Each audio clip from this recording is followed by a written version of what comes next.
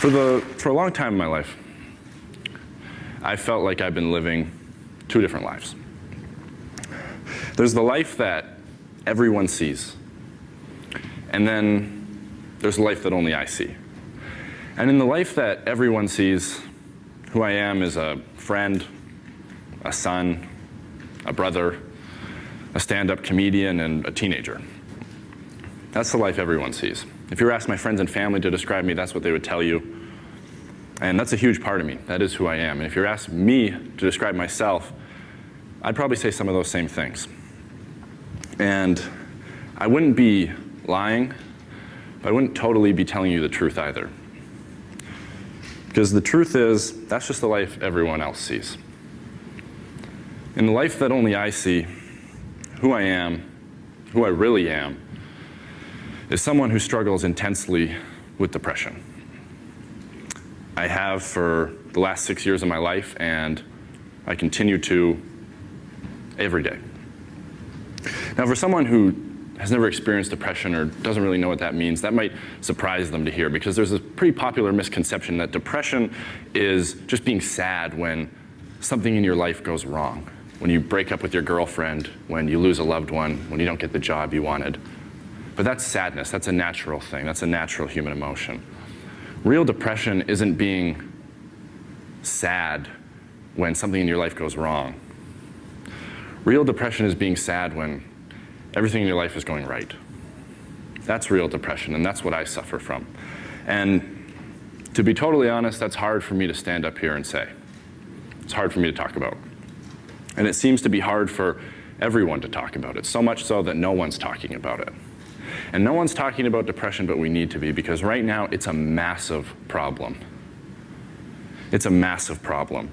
But we don't see it on social media, right? We don't see it on Facebook. We don't see it on Twitter. We don't see it on the news, because it's not happy, it's not fun, it's not light. And so because we don't see it, we don't see the severity of it. But the severity of it, the seriousness of it is this. Every 30 seconds, somewhere, someone in the world takes their own life because of depression. And it might be 2 blocks away, it might be 2 countries away, it might be 2 continents away, but it's happening, and it's happening every single day. And we have a tendency as a society to look at that and go, so what? So what? We look at that and we go, that's your problem, that's their problem. We say we're sad and we say we're sorry, but we also say, so what? Well, 2 years ago was my problem. Because I sat on the edge of my bed, where I'd sat a million times before, and I was suicidal. I was suicidal. And if you were to look at my life on the surface, you wouldn't see a kid who was suicidal. You'd see a kid who was the captain of his basketball team, the drama and theater student of the year, the English student of the year, someone who was consistently on the honor roll and consistently at every party. So you would say I wasn't depressed, you would say I wasn't suicidal, but you'd be wrong. You'd be wrong. So I sat there that night beside a bottle of pills with a pen and paper in my hand, and I thought about taking my own life, and I came this close to doing it.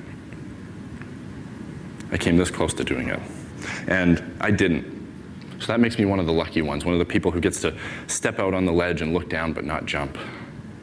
One of the lucky ones who survives.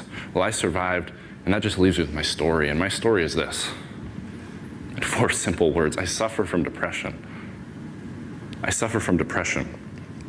And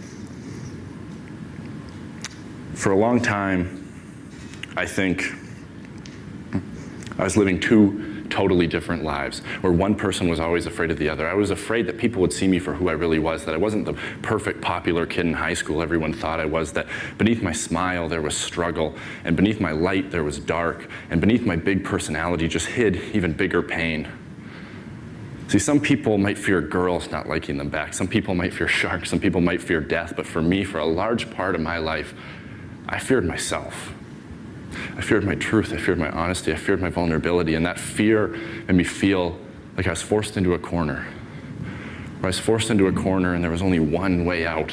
And so I thought about that way every single day. I thought about it every single day, and if I'm being totally honest standing here, I've thought about it again since, because that's the sickness. That's the struggle, that's depression, and depression isn't chicken pox. You don't beat it once and it's gone forever. It's something you live with. It's something you live in. It's the roommate you can't kick out. It's the voice you can't ignore. It's the feelings you can't seem to escape. And the scariest part is that after a while, you become numb to it.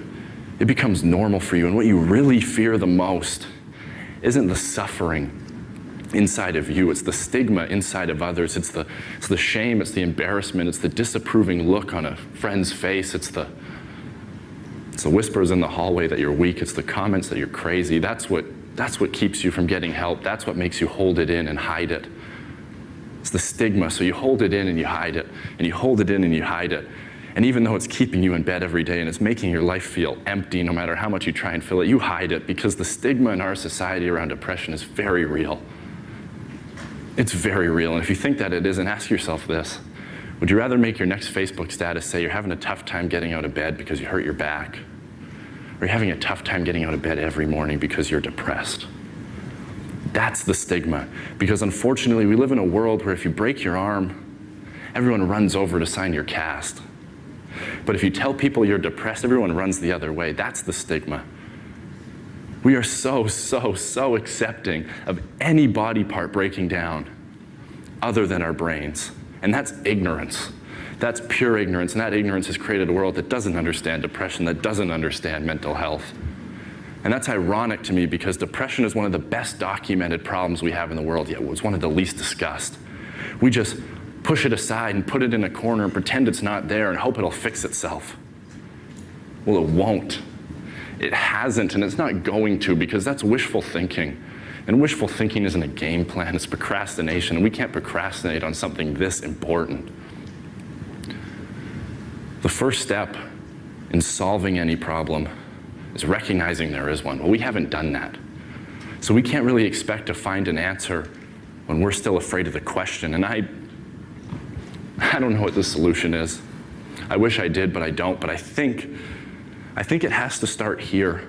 It has to start with me. It has to start with you. It has to start with the people who are suffering, the ones who are hidden in the shadows. We need to speak up and shatter the silence. We need to be the ones who are brave for what we believe in, because if there's one thing that I've come to realize, if there's one thing that I see as the biggest problem, it's not in building a world where we eliminate the ignorance of others.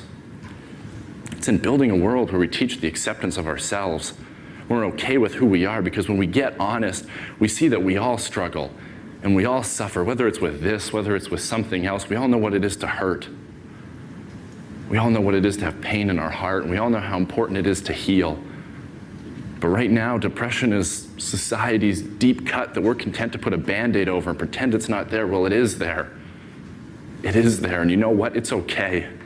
Depression is okay. If you're going through it, know that you're okay. And know that you're sick. You're not weak. And it's an issue, not an identity, because when you get past the fear and the ridicule and the judgment and the stigma of others, you can see depression for what it really is. And that's just a part of life. Just a part of life. And as much as I hate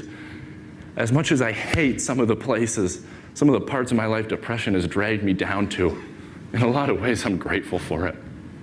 Because yeah, it's put me in the valleys, but only to show me there's peaks. And yeah, it's dragged me through the dark, but only to remind me there is light. My pain, more than anything in 19 years on this planet, has given me perspective. And my hurt's forced me to have hope and to have faith. Faith in myself, faith in others, faith that it can get better, that we can change this, that we can speak up and speak out and fight back against ignorance, fight back against intolerance. And more than anything, learn to love ourselves. Learn to accept ourselves for who we are, the people we are, not the people the world wants us to be. Because the world I believe in is one where embracing your light doesn't mean ignoring your dark. The world I believe in is one where we're measured by our ability to overcome adversities, not avoid them. The world I believe in is one where I can look someone in the eye and say, I'm going through hell. And they can look back at me and go, me too, and that's okay. And it's okay, because depression is okay. We're people. We're people, and we struggle, and we suffer, and we bleed, and we cry. And if you think that true strength means never showing any weakness, then I'm here to tell you, you're wrong. You're wrong because it's the opposite. We're people, and we have problems. We're not perfect, and that's okay. So we need to stop the ignorance, stop the intolerance, stop the stigma, and stop the silence. And we need to take away the taboos. Take a look at the truth and start talking. Because the only way we're going to beat a problem that people are battling alone is by standing strong together. By standing strong together. And I believe that we can. I believe that we can. Thank you guys so much. This is a dream come true. Thank you. Thank you.